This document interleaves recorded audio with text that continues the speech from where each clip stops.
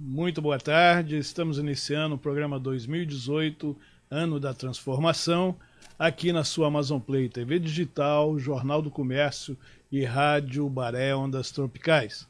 Hoje é terça-feira, 28 de agosto de 2018, e estamos aqui dando continuidade às entrevistas com os candidatos aos cargos eletivos nas eleições do próximo dia 7 de outubro. E hoje quem nos visita, ele esteve aqui no dia 27 de junho na condição de pré-candidato a deputado estadual pelo Amazonas, pelo partido PPS, e agora ele vem já na condição de candidato oficial da candidatura dele, que é o doutor Marcelo Dias, que é delegado da Polícia Federal, e está aqui conosco para bater um papo sobre o andamento da sua campanha, suas proposituras e, caso eleito, como é que ele pretende respeitar o voto que foi outorgado pelos eleitores na sua candidatura. Boa tarde, doutor Marcelo, prazer tê-lo aqui. Obrigado, boa tarde. Eu que agradeço, obrigado. Boa tarde a todos os telespectadores. Eu acredito que isso é uma oportunidade hoje de falar um pouco de proposta, já que como pré-candidato a legislação não permitia.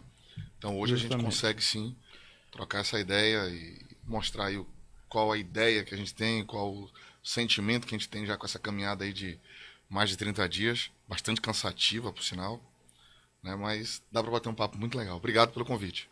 Então, Marcelo, vamos começar já com polêmica, né? O senhor ontem foi notificado pela Justiça Eleitoral o fato de estar usando o delegado federal Marcelo Dias na sua campanha, como os demais outros delegados que concorrem nas eleições deste ano. Nós temos o delegado Wesley, o delegado Pablo Oliva, que também já esteve aqui conosco, e parece que os três foram notificados para não usar mais o delegado federal. Eu queria perguntar para o senhor, primeiro confirmar se o senhor recebeu essa notícia, fulano de tal, missionário fulano de tal, missionária fulano de tal, doutor fulano de tal, doutora fulano de tal, se isso atingiu apenas os delegados, como tem delegados da Polícia Civil também que são candidatos nesse pleito. Sim, na realidade ontem fomos notificados, e os 3 delegados federais, para tirar essa expressão delegado federal. Na realidade, acho que está havendo um preciosismo da Justiça Eleitoral, não vejo razão de ser. Ela tem que fiscalizar, isso é o papel dela, mas com relação ao caso específico de ter no meu nome político, nome de urna, delegado federal Marcelo Dias, é o nome que eu estou me identificando, é o nome que eu sou conhecido, inclusive por esse nome. Eu fui aprovado em concurso de provas e títulos para o meu cargo, essa é a minha função, delegado de Polícia Federal, e veja bem que eu não uso delegado de Polícia Federal e não uso a expressão Departamento de Polícia Federal ou Polícia Federal. Eu uso o delegado federal, esse é o cargo pelo qual eu fui aprovado, designa minha função, está incorporado ao meu patrimônio jurídico e identifica a minha profissão. Isso é simples, isso é bem claro, já existem julgados nesse sentido. E se você olhar, assim, com relação a essa patente, vamos dizer assim, que não é bem uma patente, mas tem outros candidatos que se identificam pela expressão delegado, delegados de Polícia Civil, né? E são candidatos também nesse pleito, mas também da PM, tem cabo, tem soldado, que o nome de urna é cabo fulano de tal, Coronel soldado fulano de tal, coronel fulano de tal. Então assim, eu acho que não há essa irregularidade apontada aí pela Justiça Eleitoral. A gente está fazendo uma manifestação lá mostrando que não há essa irregularidade.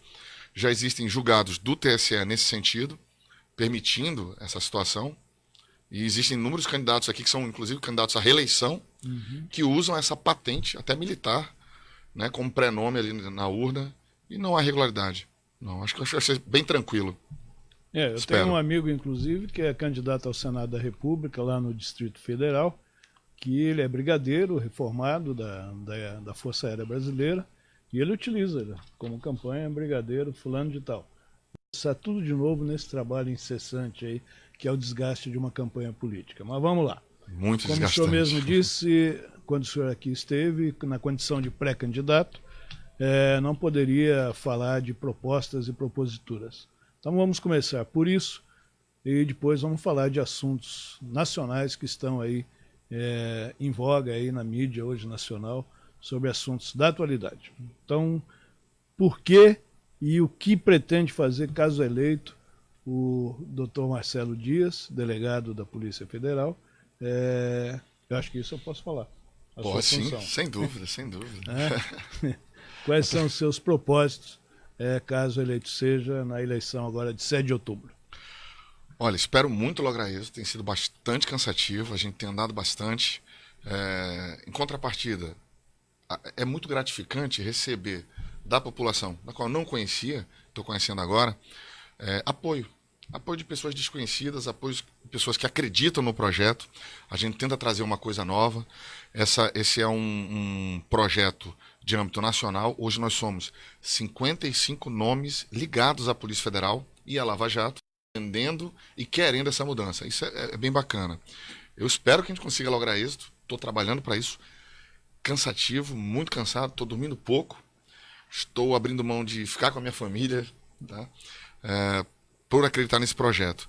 E eu acredito que eu possa fazer um trabalho bacana, principalmente na área de segurança e educação. O senhor citou aí o caso por o senhor estar sendo bem aceito pelas pessoas que não o conheciam, né? Sim. O senhor acha que a estrutura, a Polícia Federal, pelo trabalho relevante que ela tem feito nos últimos anos no Brasil, investigando e colocando aí na cadeia, com o apoio aí da Justiça Federal, aqueles que praticam ilícito, aqueles que roubam dinheiro público, se isso tem ajudado na sua campanha? O reconhecimento da instituição Polícia Federal e o senhor como integrante desse órgão. Sem dúvida, sem dúvida. É um órgão de extrema credibilidade. Eu acredito que hoje seja um dos 3 órgãos de maior credibilidade no Brasil. Eu tive que fazer um vídeo explicando por que um delegado federal, que hoje está na instituição de maior credibilidade no país, tem reconhecimento, tem respeitabilidade, não precisaria virar deputado para isso. Ou seja, trocar de maior credibilidade para a de pior credibilidade. De pior credibilidade, tentar entrar numa instituição que hoje é sinônimo de corrupção. Né? A política hoje, política é sinônimo de corrupção. Então, assim, eu tive que fazer um vídeo na internet explicando isso, o porquê. E, na realidade, é porque eu acredito realmente nesse projeto. Eu não estaria me colocando à prova, colocando meu nome à prova, minha cara a tapa, andando em todos os locais onde eu estou andando, falando desse projeto, se eu não acreditasse. A instituição traz, sim, uma grande carga de credibilidade, isso ajuda bastante, mas se você não tiver um discurso que convença e que traga a verdade, isso também não adianta muito. Não adianta somente a instituição. E eu acredito que as pessoas estão vendo isso. Esse discurso que eu tenho trazido de renovação, de tentativa de fazer a coisa certa, eu acredito muito nisso. Dá pra gente fazer a coisa certa? Dá. Eu acho que tem muita gente aí mal intencionada. Hoje a gente vê pessoas que entram na política vendo ali uma possibilidade de ter um emprego, coisa parecida. E eu tenho falado muito sobre isso. Política não é profissão. Nem deve ser. Né? Eu não acredito que a pessoa tem que ser desempregada para virar político. E advogo o fim das aposentadorias parlamentares, né? A gente defende isso aí, o fim dos privilégios. Dei sempre o exemplo do Tiririca. Tiririca agora está aposentado com apenas 2 mandatos. Isso é um absurdo. O cara que nunca contribuiu para a Previdência e de repente está aposentado quando a grande maioria da população brasileira não vai aposentar. E pelo menos ele acertou numa coisa, né? Pior do que está, não vai ficar, né? Que esse foi o mote da campanha dele. Eu acho que ele errou, eu acho que ficou. De 8 anos para cá ficou Piorou pior. mais ainda. Piorou, acho que ele ainda mentiu. E assim, dizem, o Tiririca tem uma virtude de não ter faltado. Eu acho que isso não é virtude nenhuma. Isso não é virtude. E assim, ele está aposentado. Você imagina, hoje, onde 50% da população não vai conseguir aposentar, um cara desse aposentar com 2 mandatos parlamentares, isso é vergonhoso. Com um salário de parlamentar. De deputado federal. Deputado federal, Aí as pessoas que é bem dizem assim, diferente da média do brasileiro, né? Sem dúvida, no alto, né? no teto constitucional. Aí você diz, poxa, você fala isso porque você é delegado federal. Você vai aposentar pela sua instituição. É isso mesmo. Eu falo isso porque eu sou delegado federal. Eu não tenho que ser desempregado para ser político. Não, eu não tenho que ser um fracassado para ser político. Eu posso querer ser político para dar minha contribuição. Tá? Nos países desenvolvidos é isso que acontece. É o cara mais querido da comunidade, é a pessoa que tem um trabalho social, né? Principalmente nesses países onde você vê por distrito, né? São distritais as representações. Então eu acho que eu não preciso ter esse fracasso para tentar ir para a política. A gente vê muita gente tendo a política como uma tábua de salvação. Então, hoje, eu vejo essa credibilidade nas pessoas, porque a gente passa a verdade no discurso. Eu não preciso ir para a política e virar deputado estadual por salário. Meu salário está na internet, no portal da Transparência. Para quem quiser ver, é só colocar meu nome. Acho um absurdo isso, os policiais estarem expostos dessa maneira. Lá tem meu CPF, meu endereço, tem tudo. Eu acho que não deveria. Numa profissão de risco, né? Exatamente. O tempo todo aí. E hoje eu não precisaria virar deputado estadual para ter respeitabilidade. Eu já tenho isso como delegado federal e muito menos salário. Então eu faço isso por acreditar realmente no projeto. E eu vejo que tem muita gente acreditando comigo. Isso tem sido muito bacana. Eu quero agora trazer aqui para o senhor. Hoje, como eu estou sozinho aqui na bancada, meu amigo Fred Novaes, ele me abandonou, mas o Fred está lá fazendo um relatório sobre a redação do JC. Estamos passando aqui por grandes mudanças, que isso vai só beneficiar o nosso leitor. Você que já gosta do JC, 114 anos aí, levando o melhor da economia de negócio para você. Nós estamos aí com projetos em desenvolvimento que com certeza você vai passar a ser muito mais bem informado através das páginas do Jornal do Comércio e no nosso portal digital. Mas, então, hoje eu vou dividir a minha bancada aqui, com a sua permissão, com os nossos seguidores, os nossos telespectadores que já começaram através da página da Amazon Play no Facebook, como também no próprio WhatsApp aqui do canal, que é o 98415-2544. O Paulo Roberto Sadala diz que o senhor é bem aceito mesmo, que o senhor é contra a corrupção. A Carla Picanço, estamos juntos. Tem o Marcos Frota, que está assistindo conosco aqui o seu programa. Aí tem a Carla Santana, eu acredito, a Lidiane, que fala sinal de positivo. O Fabrício Monteiro, o delegado federal Marcelo Dias, estamos juntos. E por aí vai. E já vem uma pergunta aqui da Lenair Benigno Litaif, que diz o seguinte: delegado Marcelo Dias, qual a sua posição sobre o Estatuto do Desarmamento? Desarmamento. Enrolou. Olha, aqui, a língua enrolou. Eu tenho feito alguns vídeos. Eu sou professor universitário há 15 anos, né? Além de ser delegado de Polícia Civil, de Polícia Federal, eu fui também delegado de Polícia Civil durante 4 anos. Estou há 17 anos na atividade policial. Sou amazonense, sou manauara. Por isso acho que essa tentativa de acreditar no projeto, porque a gente quer uma coisa melhor aqui para o nosso estado, a gente tem que ser o melhor de si mesmo. Eu hoje tenho muitos projetos na área de segurança e na área de educação. Vou tentar falar do que a gente entende um pouco. Tá? Complementando então a pergunta da Lenair, o Leandro Medeiros ele diz: qual a sua maior proposta voltada para a área de segurança pública aqui no estado do Amazonas? Então, que eu acho que uma puxa a outra. Vamos falar de duas coisas concomitantemente. Primeiro, a questão do desarmamento. Talvez ela pergunte isso, porque eu tenho vários vídeos na internet falando sobre o Estatuto de Desarmamento. Nenhum de cunho político. Eu comecei isso desde o ano passado. Eu tenho um movimento na internet de mudança do Estatuto já. Eu fui chefe durante 4 anos do setor de armas da Polícia Federal, que concede os portes e a posse de arma de fogo, a aquisição. Sou contra essa legislação. Essa legislação é de dezembro de 2003, auge da popularidade do governo Lula, que tinha entrado em 2002. Então, assim, ele conseguiu emplacar, mesmo acredito que uma boa parte da população contra, um estatuto para desarmar a população. Eu acho que não é dessa forma que a gente age. O estatuto mostrou, esses últimos 15 anos, que não foi a solução. Só quem se desarmou foi a população de bem. O bandido continua armado. E cada vez mais. Cada vez mais. E tendo a certeza de que não há resistência. Aonde ele chegar, ninguém está armado, porque se tiver, está errado. Né? Está irregular. Está em crime, em flagrante delito. Então, eu acho que o estatuto tem que mudar sim. A gente tem que facilitar. Primeiro, a aquisição, tá? De uma forma responsável. Eu não advogo e não defendo a questão de virar um velho oeste, não. Não é todo mundo aí com uma arma na cintura e chapéu na cabeça, não. Não é cowboy. Mas a gente tem que sim ter uma certa liberação ali, uma certa liberdade para que eu, por exemplo, na minha residência de madrugada com a minha esposa e meus filhos, ao ouvir um barulho de madrugada, eu coloquei isso numa postagem, teve gente que me criticou, teve gente que aplaudiu, mas eu disse, olha, se eu estou de madrugada em casa e ouço um barulho, eu não tenho que pegar uma arma um cabo de vassoura ou uma panela. Eu tenho que pegar uma arma de fogo. Sim. Eu estou com a minha mulher e meus filhos de madrugada na minha casa, pelo amor de Deus. E dentro que é isso? do quadrilátero da sua casa, Isso, que não é pode ser inviolável. invadida nem pela polícia. Nem pela polícia sem mandado, aí vinha um vagabundo, perdão, um cidadão infrator, né? A gente não pode mais falar, ser politicamente incorreto, mas aí chega um bandido, vai entrar na sua casa, você não pode se defender, não tem o direito. Esse é o primeiro ponto.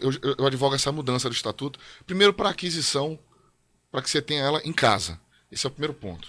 Eu acho que a gente tem que flexibilizar sim e facilitar. Não é para andar com a arma, é para ter sob a guarda na residência. A legislação permite que você, ao adquirir uma arma de fogo, tenha ela na sua casa ou no seu local de trabalho, desde que você seja proprietário. Você não pode ser um empregado. Então eu acho que a gente tem que flexibilizar isso aí e facilitar esse tipo de coisa para que o cidadão infrator, ao chegar no local, não tenha certeza que não tem ninguém armado ali. Então a gente tem que fazer isso aí. Nós tivemos um caso, não sei se eu comentei com você, aqui no Japim, aqui próximo. Numa tentativa de assalto, isso rodou esse vídeo nos WhatsApps e nos blogs, que o pai e o filho saíram para tentar impedir o cara de levar e ele estava com um cabo de vassoura, coitado. O pai levou 2 tiros, o filho levou 2 tiros. Trágico, isso rodou nos WhatsApps, parece surreal, mas é verdade. Sim. Né? Então, com base nisso aí, eu advogo e fiz alguns vídeos. Né? Advogo a mudança do estatuto e fiz vídeos nesse sentido. Talvez por isso a pergunta da Lenaí. Okay. Esses vídeos já estão rodando há algum tempo. Eu continuo com o mesmo pensamento. A gente tem que sim fazer uma frente parlamentar. Isso é a nível federal. Mas a gente tem que sim fazer uma frente parlamentar e um movimento junto ao Congresso Nacional para que se flexibilize. Hoje a gente tem vários parlamentares de categorias diversas tentando emendar o Estatuto de Desarmamento. Aí você tem um Frankenstein. Você começa cada um com um pedaço, cada um puxar para um lado, e você cria um arremedo que não vai ser legal. Você tem que refazer o Estatuto de Desarmamento. Eu acho que o nome está equivocado, desarmamento. Tem que fazer um Estatuto de Controle de Armas, né? E não necessariamente do desarmamento, porque isso remete a uma dificuldade. Esse é o primeiro ponto. Com relação à segurança pública no meu estado, ela tem que ser pensada de forma setorial. Tá? Na Polícia Federal, a gente pensa de forma macro, porque eu trabalho com grandes desvios de verba, eu trabalho com o tráfico, combatendo o tráfico de entorpecente de forma global. A gente pega quem tem um grande corredor, todo lado do maior produtor de cocaína. Portão de entrada, né? Exatamente. Então a gente acaba trabalhando nesse sentido. E quando eu falo de segurança pública do Estado, eu tenho que trabalhar de forma setorial, eu tenho que trabalhar com inteligência e com números. Eu tenho que mapear a cidade, dividi-la e saber aonde eu tenho a maior incidência e que tipo de crime eu tenho, para que a gente possa tentar impedir. Hoje, eu estou vendo, por exemplo, nos últimos dias nós tivemos um grande alvoroço, e eu fiz um vídeo há 2 meses atrás sobre isso, há 2 meses atrás. Mas na última semana, o prefeito foi até o ministro da Segurança Pública. Esse é um dos assuntos que eu queria perguntar para o senhor. Tem 2 assuntos voltados, complementando aí a participação. E é uma das minhas propostas, tá? Está nas minhas propostas. Nós vamos aqui. falando dela e ao mesmo tempo. Nós tivemos a semana passada um evento realizado no Palácio do Governo, que foi a nomeação do coronel Walter Cruz como secretário extraordinário, que ele vai ser o coordenador da implantação do projeto Guardiã, que está sendo elaborado aí pelo ex-prefeito de Nova York, o Giuliani. Rodolfo Giuliani. E o coronel Walter Cruz, que também é um grande especialista em segurança, é um operacional, vai ser a pessoa encarregada de introduzir isso aí junto às polícias, tanto é que ele tem hoje o domínio tanto da Polícia Civil, Militar, Bombeiros e também da Polícia Científica. Ficaram todas subordinadas à Secretaria Extraordinária. Ao mesmo tempo, o senhor tocou num assunto, nós estamos vendo aí o prefeito Arthur Vigílio Neto esteve em Brasília com o ministro da Segurança Pública, o Raul Jungmann, e lá ele fez uma série de denúncias, inclusive numerando uma quantidade de 400 lojas em Manaus que servem para acobertar, para limpar o dinheiro do tráfico de drogas. E eu não vi ele nominar essas lojas, não é isso? Então, quer dizer, o que a gente está vendo é justamente uma disputa política entre 2 setores, entre o governo do Estado e a Prefeitura de Manaus, num momento em que o país passa por toda essa dificuldade na área de segurança pública e, em vez de juntar forças para resolver o problema do fim, que é a população, ficam resolvendo o problema das vaidades. Então, eu queria a sua opinião, inclusive, sobre isso, sobre essa declaração, essa denúncia que o prefeito fez, porque ele fez uma denúncia nacional, da existência de 400 lojas em Manaus que estão aí acobertando o tráfico de drogas. Olha, primeiro eu acho que se ele tem essa informação, ele tem que levar para a polícia. Não tenha dúvida. Ele tem obrigação de levar para a polícia. Se ele tem essa informação fidedigna, deve ter um setor de inteligência. Nós não temos uma Secretaria Estadual de Segurança Pública, Municipal de Segurança Pública, apesar de termos a Guarda Municipal. Então não sei de onde tem esses dados, de onde ele levantou isso aí. Mas se ele tem, que leve isso, até por uma questão de ofício, dever de ofício, leve isso para a polícia, não há dúvida. Para a gente começar a trabalhar em cima disso. Não acredito que isso ocorra. Acredito que isso seja uma forma de pressionar, até para conseguir recursos. Ele foi junto ao Ministério, com o Raul Júlio, o Ministério da Especial de Segurança Pública, né, no intuito de levar uma situação que gerou o fechamento de algumas UBSs e SPAs aqui. A gente teve números, em um mês tivemos mais de 44 furtos e roubos em SPAs e UBS. Eu fiz um vídeo disso há 2 meses atrás, falando dessa situação. UBS, SPAs e maternidades, você não tem segurança. O governo Zé Melo tirou o homem da segurança, desempregou 6.800 pais de família, vigilantes, retirando-os das escolas públicas. Foi o primeiro passo. Trocando isso aí por câmera. Câmera não inibe nada. Eu comentei no outro programa com você sobre essa situação. Mas nós temos que ver isso aí com mais propriedade, porque nós não temos só as escolas. Tá? Nós tivemos esses assaltos, esses pequenos furtos nas UBS, nas SPAs, nós tivemos na Defensoria Pública, foi arrombado o prédio da Defensoria Pública, foram levados equipamentos e tal. Então hoje eu tenho que botar o homem da segurança pública nesses locais. A PM ela é uma polícia preventiva, ela tem que estar na rua. Tem um concurso público que vai abrir para a PM para 600 vagas. Não dá. Eu tenho um parecer da Procuradoria dizendo que eu preciso de pelo menos 3.000. Eu preciso de pelo menos 3.000. 5 vezes esse número. Então a gente tem que pensar isso aí com um pouco mais de responsabilidade, né? Antes de falar uma coisa dessa. Eu acredito que ele não tenha esse nome e esse número. Se ele tiver, que por favor traga para a polícia. E se não tiver, tipifica um crime aí, uma falsa denúncia, vamos dizer assim. Não abriu um procedimento administrativo ainda, né? Não levou a abrir um procedimento nem administrativo, nem criminal, nem nada, mas assim, eu acho que isso aí é mais uma forma de pressionar, para ver se consegue recursos, para conseguir montar alguma comissão, ou trazer recursos para fazer isso aqui. Hoje eu vejo, por exemplo, uma das minhas propostas é tentar fazer o quê? Fazer essa conversa entre a Prefeitura e a Polícia Federal. Nós temos uma categoria que está contemplada no Estatuto de Desarmamento e não tem armas, que é a categoria da Guarda Municipal. Hoje eu não tenho coragem de ficar com você 9 horas da noite na Praça da Saudade, tá? Às escuras, tomada pelo tráfico de drogas e pequenos furtos. Parque Jefferson Pérez, igual. Eu fiz um vídeo falando disso, também está na internet, lá naquela praça ao lado do Milênio. Então, não há. O que eu preciso lá? Praça das Artes, não é isso? Parque dos Bilhares, exatamente. Parque dos Bilhares. Os guardas municipais apanharam lá.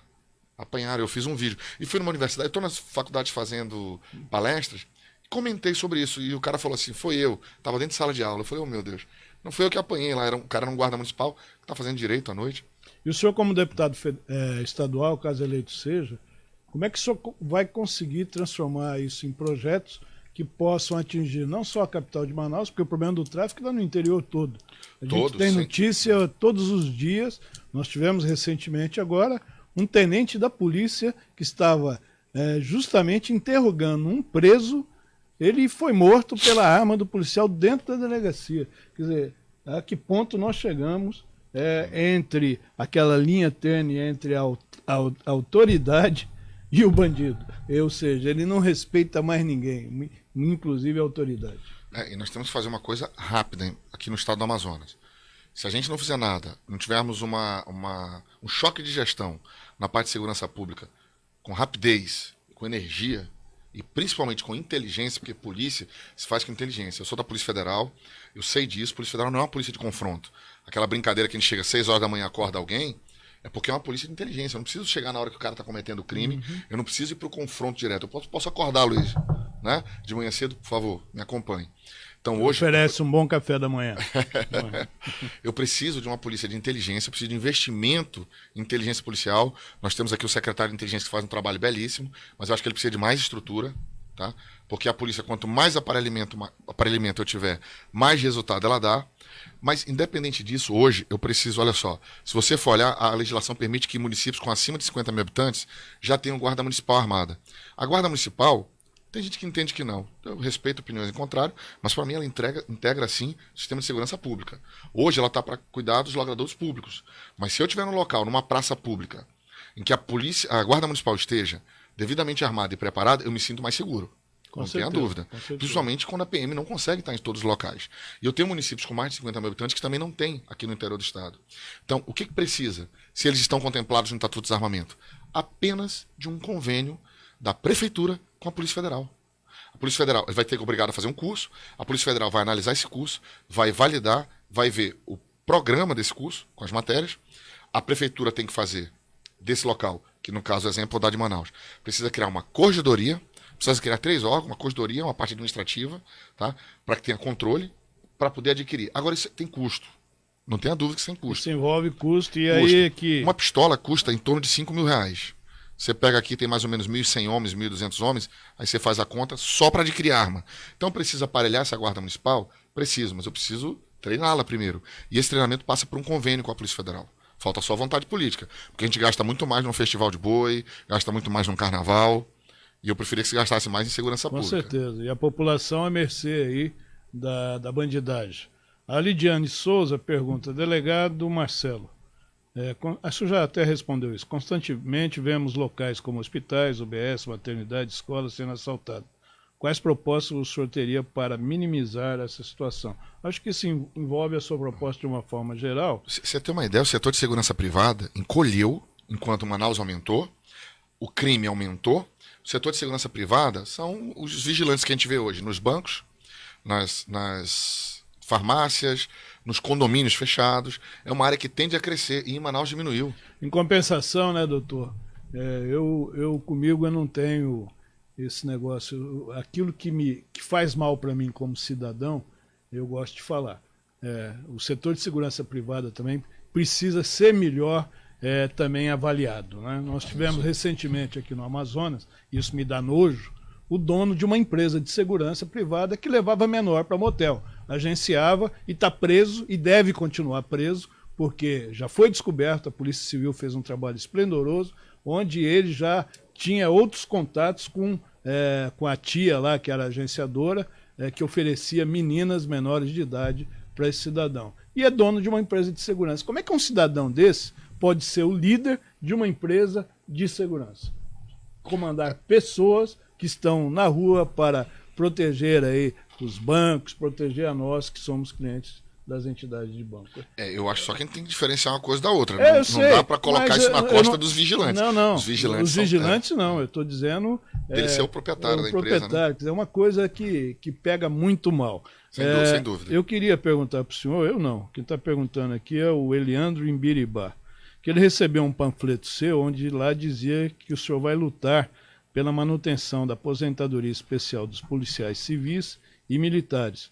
Ele quer saber de forma detalhada, como é que o senhor conseguiria, que isso envolve justamente o orçamento, né? Primeiro, nós temos hoje a aposentadoria especial, tá, da Polícia Federal, dos policiais de modo geral, da Polícia Civil e da Polícia Militar. Hoje há uma reforma da Previdência que está estagnada, está parada, porque nós temos um Estado no Rio de Janeiro que não permite o andamento das PECs, e existe uma PEC para fazer a reforma da Previdência. Essa reforma da Previdência a nível federal envolve somente a Polícia Federal, não envolve as polícias estaduais, né, militares e civis, que estão fora, ficariam para um segundo momento. Só que nós temos que atentar ao seguinte, se isso passar a nível federal, isso vai ser replicado a nível estadual. Isso é um absurdo. Só quem não conhece a atividade policial advoga o fim desse tipo de benefício, que eu não considerei um benefício, a aposentadoria. A atividade policial é estressante por natureza. Tá? Ela é a atividade com o maior número de suicídios, ela é a atividade com o maior número de depressão, é uma categoria que anda armada, tá? É uma categoria que tem que ser vista com um olhar clínico.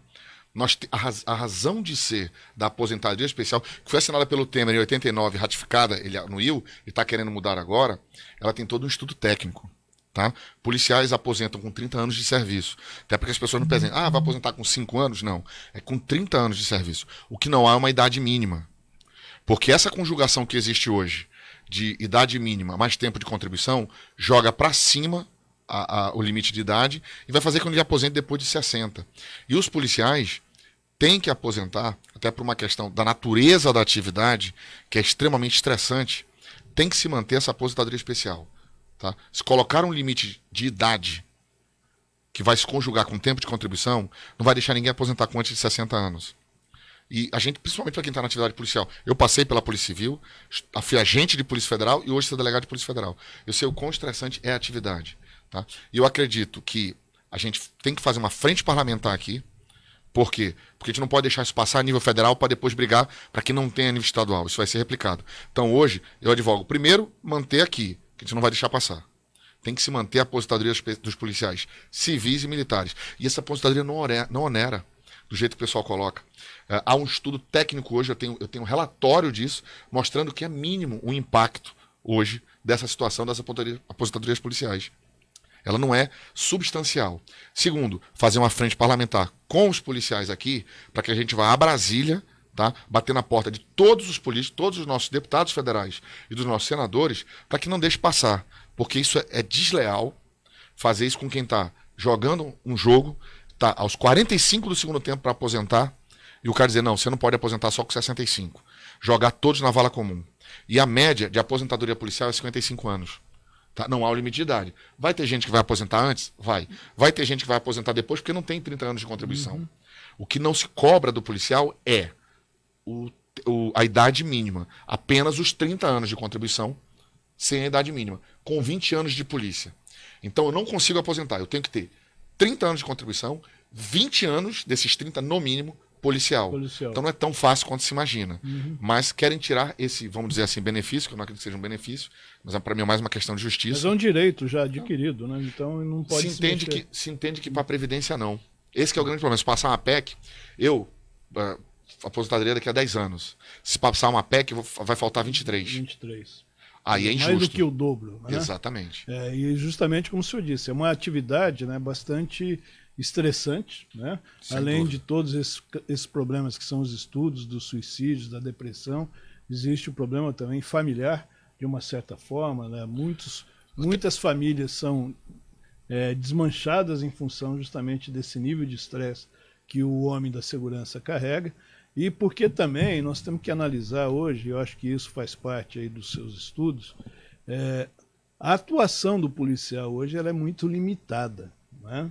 Ele não pode exacerbar em nada porque ele é mais punido do que o próprio bandido. Sem dúvida. Você quer ver uma coisa que eu estou falando aqui para todo mundo? O pessoal me perguntou. E esse Rodolfo Giuliani está trazendo aí um relatório, o que você acha? Eu falei, cara, eu acho fantástico. Eu acho que foi uma iniciativa fantástica do Amazonino. Aí o cara disse, por quê? Porque ele tem know-how, ele sabe como fazer, só que a política de tolerância zero que foi implementada nos Estados Unidos, na década de 90 para acabar com as gangues, tudo, ela foi uma política de governo e de Estado. Não foi só do Ministério da Justiça. Não foi só o executivo.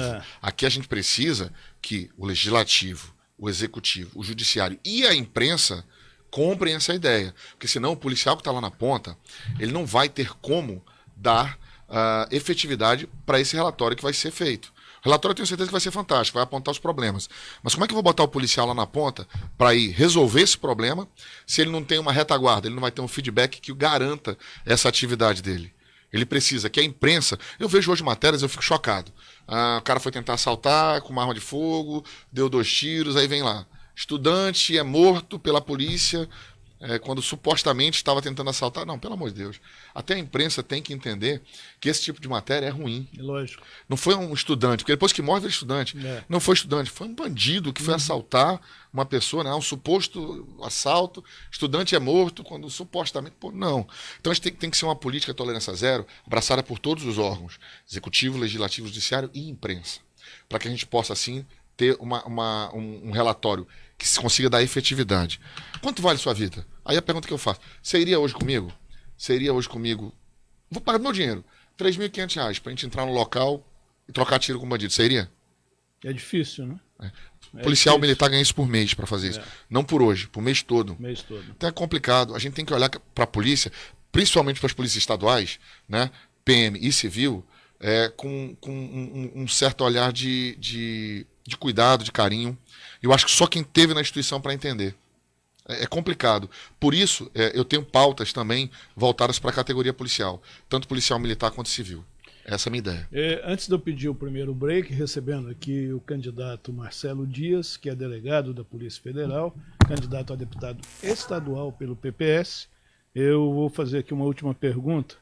Ontem o Walter Mendes, ele esteve numa reunião que o senhor realizou ontem à noite e disse que o senhor comentou lá sobre escolas militares para os bairros de Manaus. Ele quer saber qual a probabilidade de implantar esse tipo de projeto, e eu quero até acrescentar aí ao Walter, a gente vê aí, esse dia eu assisti um programa nacional aí, onde aquelas pessoas que nunca tiraram o bumbum de uma cadeira e vieram conhecer a realidade do Amazonas e de outras capitais, são contra colégios militares, né? Meu amigo, vem ver o aproveitamento desses alunos e vem ver o quanto eles são respeitados e admirados pela sociedade.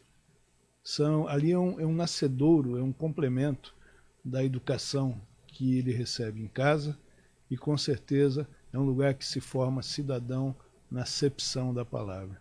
Então, se o senhor tem essa ideia, É o um senhor dos já meus merece projetos. o meu aplauso. É um dos meus projetos, coloquei na minha. A gente tem que implementar. Olha, a gente não precisa inventar a roda e a gente tem que ver o que está dando certo. Os colégios militares hoje são uma referência. Os colégios militares de Manaus são uma referência hoje no Brasil. Nacional. Sim. Nacional. Então, é um projeto que deu certo, principalmente em zonas periféricas. Eu gostaria não só de implementar isso aí e criar mais colégios militares, porque são um sucesso. Eu sou delegado da Polícia Federal, eu recebo no final do ano mais de 30, 40 pedidos, eu não sou da PM.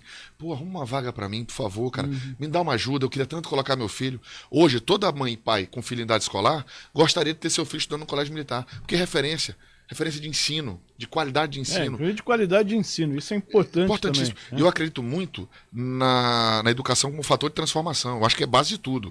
Você pega a China, você pega a Coreia, 50 anos atrás, a Coreia investiu em educação. A Coreia investiu, em 50 anos a Coreia mudou. A Coreia hoje é referência, a Coreia do Sul, né? Mudou, é referência hoje com base em ensino escolar. Só isso. Fez as escolas em tempo integral, que era uma coisa que eu queria implementar. Todos os bairros tem que ter, e mais de uma, escola com tempo integral. Primeiro que você tira a criança das ruas, não tenha dúvida. Olha, e verba tem. Você me dizer que não, o que eu vejo lá de desvio de verba hoje na área de educação, na Polícia Federal, que vem do Fundeb, vem do MEC, que a gente pega lá, então dinheiro tem. Se fizer a coisa certa e a gente tiver mecanismo de fiscalização, a gente consegue implementar. Primeiro, escolas em tempo integral e aumentar o número de escolas militares. Hoje, um modelo que está dando certo, é referência para o Brasil, a gente precisa aumentar isso aí. Eu vejo o anseio das pessoas para esse tipo de educação, é fantástico, e principalmente aumentar isso para um tempo integral, para que a criança não fique na rua. Hoje, pela parte da manhã, eu estava numa reunião com um amigo empresário, e a gente estava, no meio da conversa, a gente falou sobre a China, né? A China, ela vai dominar o mundo até 2030, isso não tem a menor sombra de dúvida. Eu acredito que já está dominando. Você consegue ter alguma coisa que não seja made in China? Aí é difícil. Mas em todos os sentidos. Mas ele comentou uma coisa que eu achei interessante. Nada contra a classe dos advogados, muito pelo contrário. Que a China, a educação dela é muito forte, muito focada para formar engenheiros. E nós, aqui no Brasil, para formar advogados. Uma diferença, por isso que ela tem esse crescimento absurdo, enquanto que nós aqui não incentivamos a carreira de engenheiros, de cientistas, de pessoas que possam desenvolver projetos para o Brasil. Eu sempre falo, o Brasil está sem projeto, não tem projeto nenhum, tem causuísmo, tem oportunismo. O mais recente, esse ontem que aconteceu com o senador Romero Jucá, aqui do vizinho estado de Roraima, onde ele, presidente do MDB, líder do governo há não sei quanto tempo, né? Ele simplesmente rompeu a amizade que ele tem mais de 30 anos com o presidente Michel Temer, no momento que é final de governo. Conveniente. Agora, sabe por quê, delegado? Porque ele está em terceiro lugar lá nas eleições para a renovação do mandato de Senado aqui em Roraima. Então isso é puro oportunismo. Esse tipo de política tem que ser execrado da política nacional, porque justamente por causa do problema dos venezuelanos. Ele tem cargo, ele tem mandato, tem poder, porque ele é líder de governo, ele poderia estar resolvendo o problema do estado dele, não deixar o estado dele ser penalizado como com esse problema que está acontecendo no país vizinho. Os irmãos venezuelanos, eles não têm culpa. Quem tem culpa é o governo louco que está lá, entendeu? E vem aí, às vésperas da eleição, um causuísmo, um oportunismo desse tamanho pelo senador Romero Jucá, que nós conhecemos bem.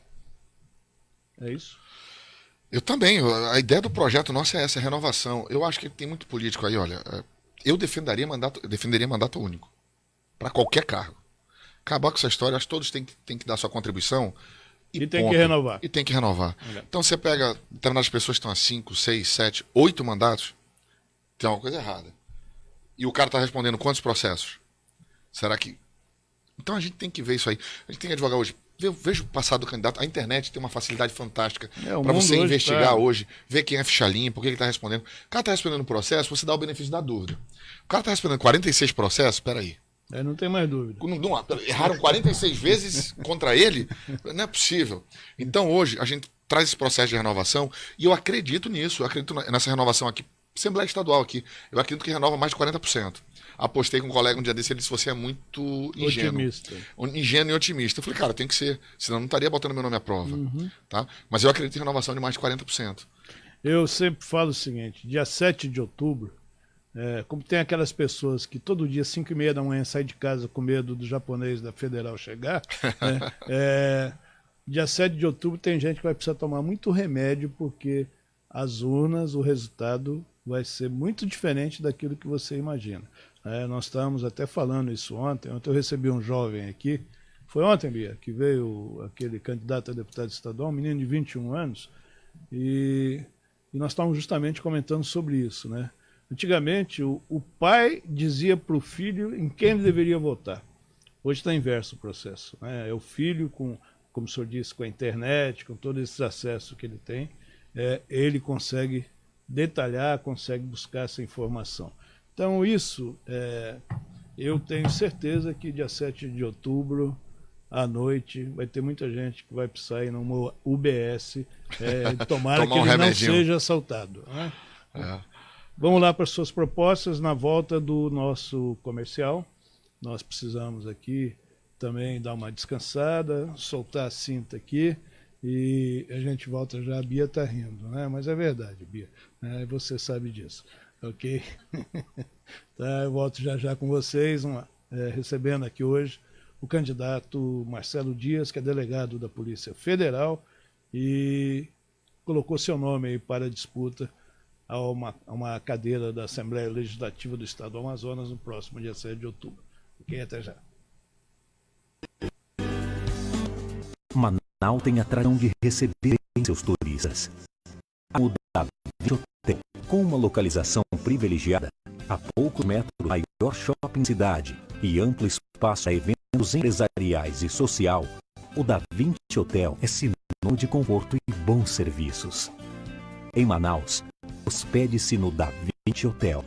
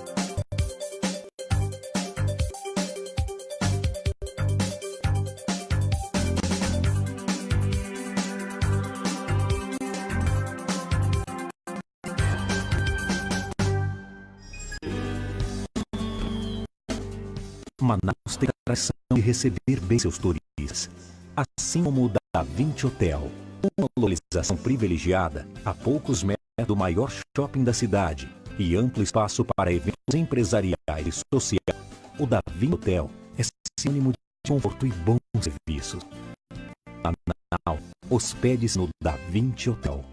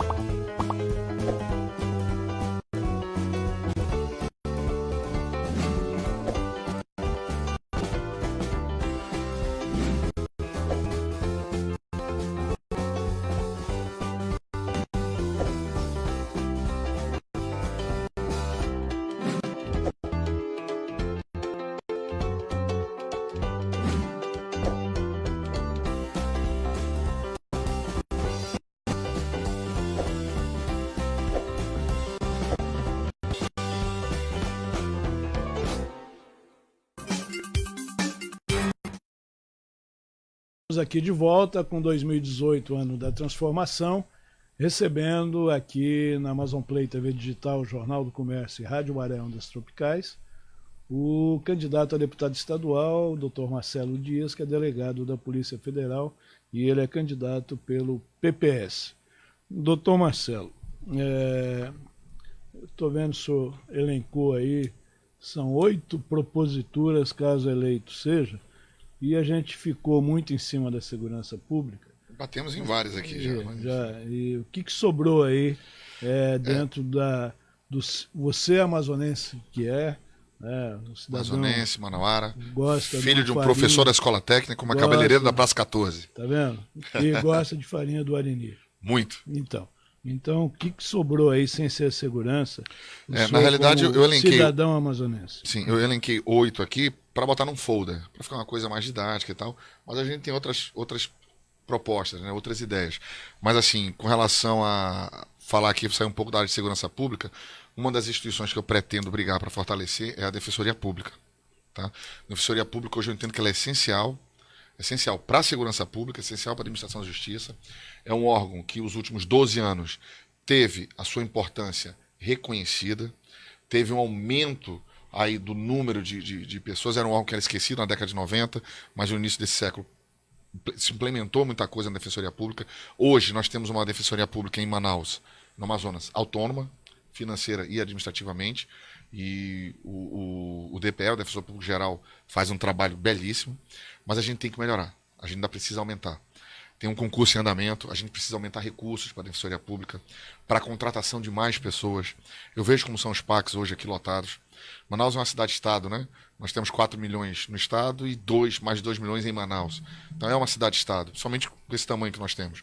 Então a gente precisa, sim, aumentar e garantir que a Defensoria Pública possa fazer um trabalho melhor, dotá-las de recursos e de infraestrutura. A Defensoria precisa de prédios, precisa de mais servidores.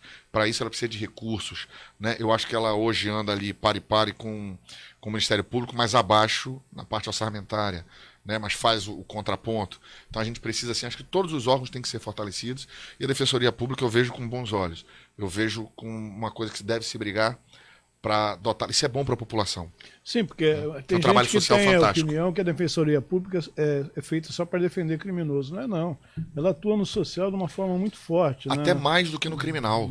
Olha, ela faz um trabalho no idoso, tá? Fantástico. A Defensoria do Idoso ali, de proteção ao idoso, ela faz um trabalho de proteção à criança, tá?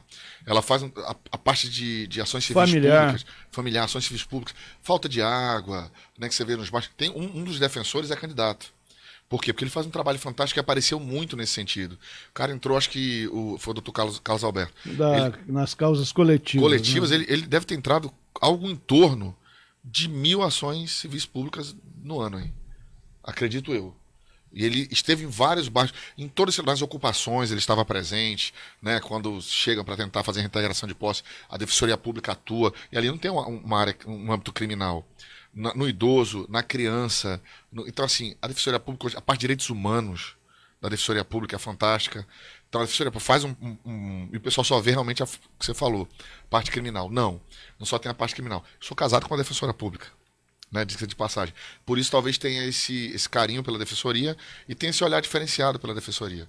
Até por ser casado, sou casado 2 vezes com a mesma mulher. Falei isso pra você da outra vez. Foi. Garanti minha vaga no céu. E... Mas eu lhe pergunto, esse seu carinho pela Defensoria Pública é pelo fato da sua mulher ou porque quem manda em casa é ela, doutor? Ela falou, coloca isso no Coloca projeto. isso aí. Não, foi uma ideia minha. É Eu uma vejo. brincadeira pra gente dar uma amenizada aqui. Pior que partiu de uma ideia minha mesmo, até porque eu vejo hoje. Nós tivemos um episódio aí, acho que deu até uma briga e saiu nos WhatsApps de todo mundo aí, dos parlamentares brigando aqui, né? Dois deputados, aí o Dermilson com a Campelo discutindo ali, por causa de repasse, dos órgãos na época da votação da lei orçamentária. Não, mas eu tenho acompanhado essa briga da Defensoria nos últimos 3 anos. Tenho visto que é um órgão de extrema importância. Né? Falando sério, tem que brincar um pouquinho para o país, o mundo tá. A Bibi tá com raiva de mim, aí eu voltei, né, Bibi? Então, eu tenho o maior respeito pela Defensoria Pública. Eu acho que ela exerce um papel social enorme, né? Tanto quanto ela é procurada por aqueles que são desassistidos, não conhecem a lei como todo cidadão deveria conhecer, justamente pela falta de oportunidade e do sistema político nosso brasileiro, que quanto menos saber, melhor para aqueles que querem se perpetuar no poder. Então, a educação, se melhorar a educação, nós vamos ter menos presídios no futuro. Não é isso? Sem dúvida. Eu acho que isso aí é uma diferença de custo brutal entre o que custa um aluno, uma escola e um presidiário. É um negócio muito complicado que só no Brasil mesmo para a gente poder entender isso. E então eu acho essa uma proposta muito válida e muito ampla. Ela não é simplista, não, gente. Isso tem um alcance social enorme. Eu acho que se eu conseguir mais 2, 3 colegas, caso eleito seja, que comprem essa briga junto com o senhor, com certeza a Defensoria Pública do Amazonas vai se renovar também. O que nós temos mais aí, doutor Marcelo? Com relação às políticas públicas, quero lutar em implementar políticas que protejam a pessoa idosa, questão de vulnerabilidade. Hoje nós temos, a nível municipal, apenas um abrigo, né? Nós não temos abrigo a nível estadual. Então a gente precisa. Tem uma iniciativa fantástica do governo do estado agora, junto com a UFAM, que é a UNAT, que é a Universidade da Terceira Idade. Tive a oportunidade de ver no local. Parabéns ao doutor Euler, né, que é uma pessoa, é um abnegado nessa área, nos estudos. Eu tive a oportunidade de visitar o local, de ver o trabalho que é feito lá, mas eu ainda preciso de estrutura. Tá? É um local que, se o idoso tiver um certo problema de locomoção, tem que ter alguém com ele, você não consegue. Ela é uma espécie de creche, ele não fica lá sozinho, você tem que deixar ele buscar. Então, assim, a questão da vulnerabilidade da pessoa idosa, a gente precisa de políticas públicas para implementar isso aí, eu acho que é viável. Ninguém tem um olhar para isso, porque isso não dá voto. Não. E assim, a minha esposa, por ter trabalhado, aí eu vou dizer que tem o dedo dela, não tenha dúvida, por ela ter trabalhado quase 1 ano e meio, beirando 2 anos, no assistencialismo ao idoso pela Defensoria Pública, ela criou todo um carinho por essa área que me apeteceu. Eu acabei entrando nesse mundo e ficando, como eu diria, um pouco mais de sensibilidade para essa área. Não, mas eu acho que é uma sensibilidade necessária, né? Porque o país, nós estamos vendo hoje que a sensibilidade do ser humano está cada vez mais escondida, né? Embrutecida, mas isso é em função justamente dessa forma como está sendo tratado o cidadão e como a política nacional está sendo conduzida já há algum tempo aqui. E eu sempre falo o seguinte: quando você vê alguém do cabelo branco, como o meu, por exemplo, pode ter certeza que atrás vem meus filhos, vem meus netos, que amanhã terão cabelos brancos. E tem uma base lá atrás, nós falamos aqui de colégio militar. Meu mais velho, ele fez colégio militar, na época ele não gostava não, até ele ficava bravo comigo. Hoje ele me apresenta para os amigos dele, me agradecendo, né? Ele me agradece publicamente, justamente pelo fato de ele ter feito um colégio militar e seguiu ter uma carreira brilhante, o Oswaldo Neto. Então, a terceira idade, quando eu vejo uma pessoa que tem, às vezes, até dificuldade de locomoção e que quer atravessar uma rua e eu não vejo o trânsito parar, isso me dói o coração. Eu já tive a oportunidade de parar meu carro no meio da rua, descer da direção e sinalizar para que essa pessoa pudesse atravessar. Isso acontece nos estacionamentos para idosos, nos estacionamentos para deficientes, onde normalmente são pessoas de mais poder aquisitivo que não respeitam isso que é lei, né? E é uma lei tão fácil de você respeitar, basta você perder 2, 3 minutos e rodar mais dentro de um estacionamento de shopping ou de qualquer coisa, que você vai encontrar a sua vaga. Aquela são para pessoas que já alcançaram a maioridade de vida, mais de 60 anos de idade, e para aqueles que têm problema de locomoção.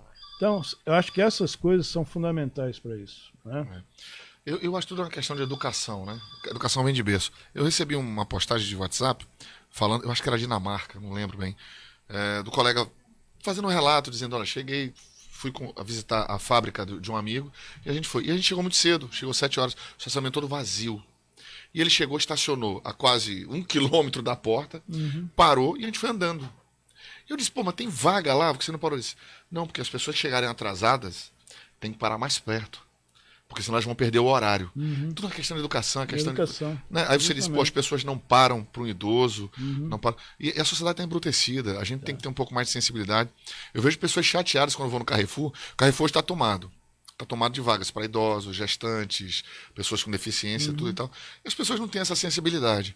Talvez eu tenha criado um pouco mais de sensibilidade por ter visto a minha esposa trabalhar nessa área. Né? E como você disse, a Defensoria Pública faz um trabalho social enorme. Esplêndido. Esplêndido.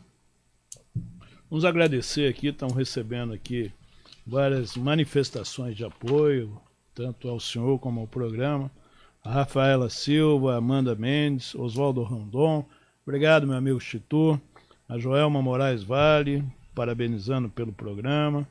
E estamos aí vendo aí uma série de pessoas que concordam com suas propostas e suas ideias.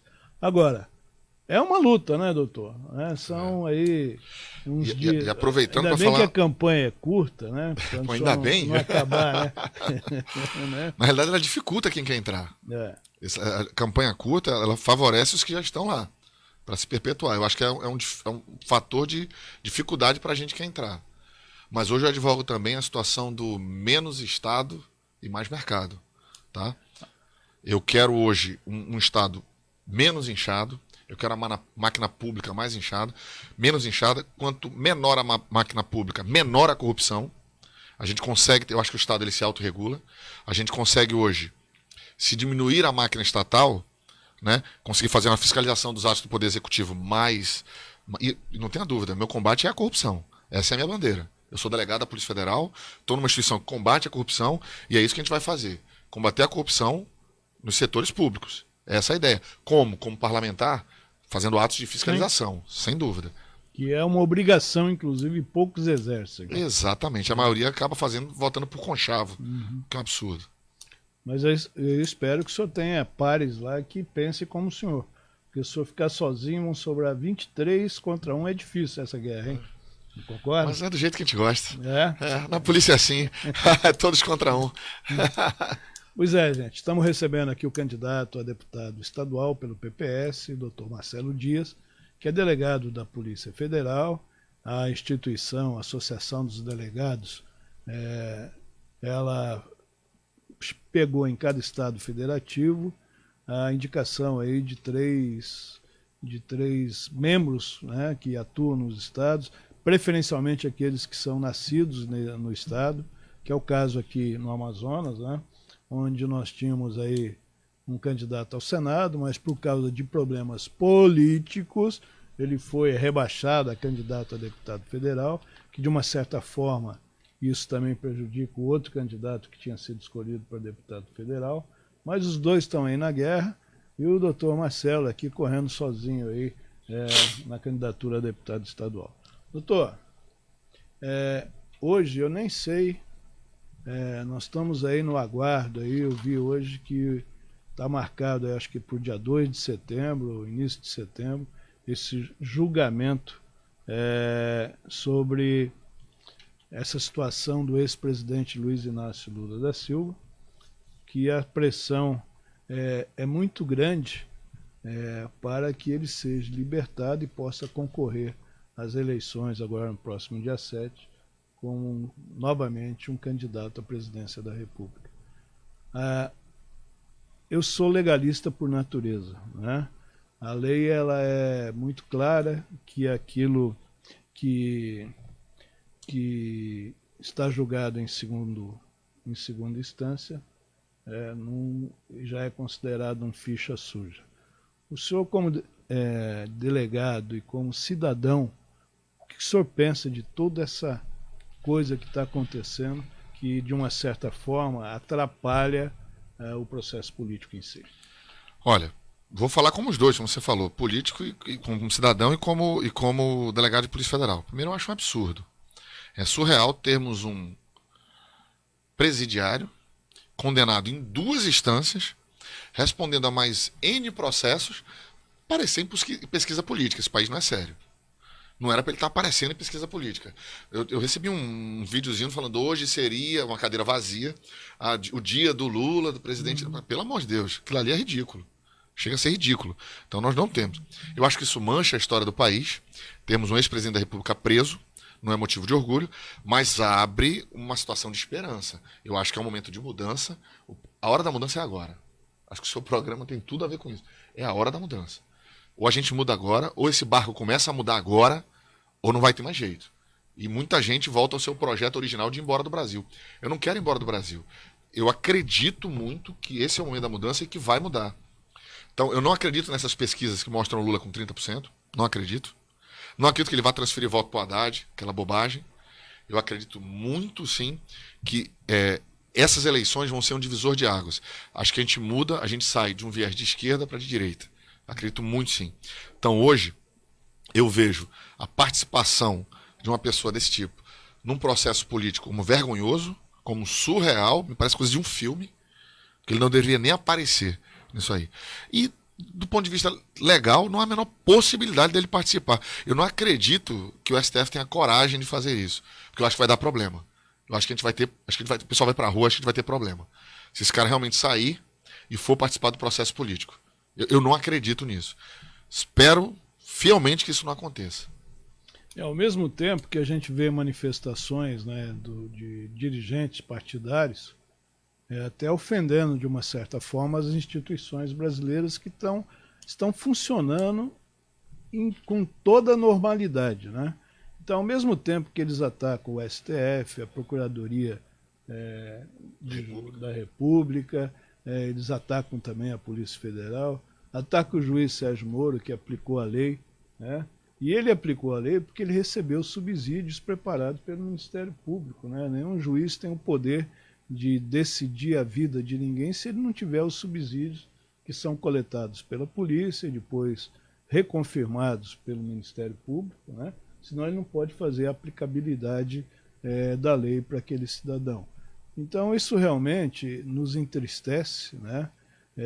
Eu tenho aqui, eu acho que o Luiz Inácio Lula da Silva ele foi um bom presidente, eu acho que ele conseguiu dar uma mexida social, ele conseguiu, mas ao mesmo tempo ele fechou os olhos e quem sabe até participou dos malfeitos que foram muitos e que empobreceram muito o Brasil, tanto no aspecto econômico como também no aspecto da ética, do reconhecimento mundial sobre a seriedade da forma como se conduz as coisas nesse país. Então, eu acho que essa renovação, como o senhor falou do nosso programa, nós não queremos aqui mudar pessoas, nós queremos mudar maneira de se fazer política. Eu acho que isso aí... Então, eu vejo o senhor como um delegado da Polícia Federal concorrendo aí a um pleito, eu acho isso louvável. Como eu vi ontem um jovem de 21 anos também, eu acho louvável, porque não se criou nesse país novas lideranças, né? A última liderança que esse país teve, jovem, mais jovem, foi o Aécio Neves, que recebeu 45 milhões de votos na eleição passada, e hoje está aí, ele que foi candidato a presidente da República, e precisou desse mandato justamente para poder desmascará-lo e ele está correndo lá para tentar se eleger deputado federal pelo estado de Minas Gerais.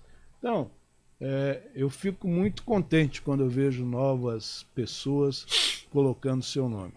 Então, doutor, nós estamos chegando aí ao final e o senhor pode, inclusive, se dirigir aos nossos telespectadores, nossos seguidores, pode falar seu número, inclusive, viu? O número de urna. Número de urna, porque... E eu espero que nessa defesa que o senhor vai fazer amanhã, sobre a utilização, né, da palavra delegado federal, continue. Eu acho que isso é um direito, né? Senão tem que mexer com todos que têm uma profissão e usam isso Sim. no pleito eleitoral. Eu tenho certeza que o bom senso daqueles que julgam, que analisam, vão prevalecer nessa causa aí, ao qual os senhores foram notificados para corrigir. Então, os momentos finais são seus, para que o senhor se dirija aí aos nossos seguidores e fale aquilo que o seu coração sente. Bom, primeiro eu queria agradecer a oportunidade de ter vindo aqui mais uma vez, voltar, é um prazer.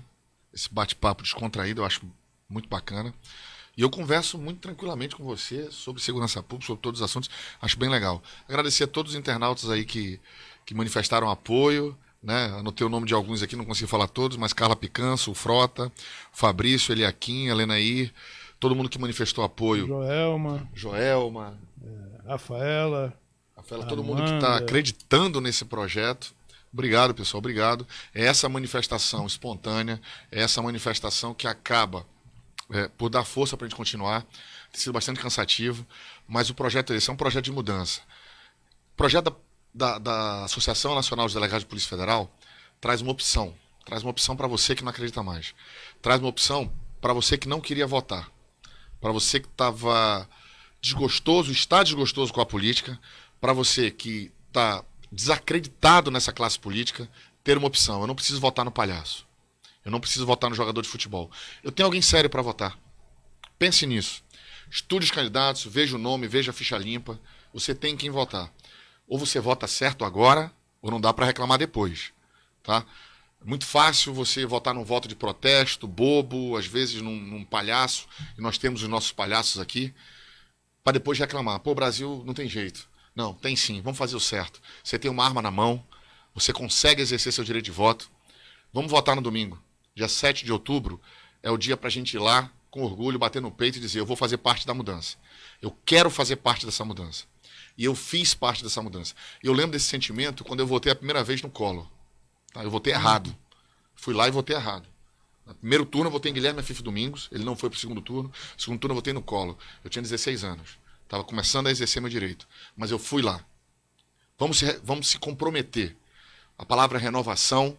Vamos renovar. Eu acredito muito na renovação desse parlamento. Eu quero que o senhor conclame aí os ausentes, o seu Sim. branco, né? Isso Os é fundamental. 40% de pessoas que não foram votar há 10 meses atrás, mais de 40%. Não faça isso. O destino daquele que não vai votar é ser governado por quem ele não escolheu. Pensa nisso. Vamos votar, vamos exercer o nosso direito, vamos se comprometer. Você pode errar? Pode, todo mundo pode. Mas se você fizer a coisa direito, votar e estudar os candidatos, você vai fazer a coisa certa. Vamos votar, vamos se comprometer. Vamos acreditar na mudança, vamos acreditar nesse projeto. Um projeto que conta com pessoas sérias, comprometidas com a causa pública, mas, sobretudo, honestas. Honestidade não é virtude, é obrigação. Obrigado, pessoal. Seu número, pode falar aí, doutor. Eu sou Marcelo Dias, delegado de Polícia Federal, candidato a deputado estadual, e o meu número é 23777. Ok.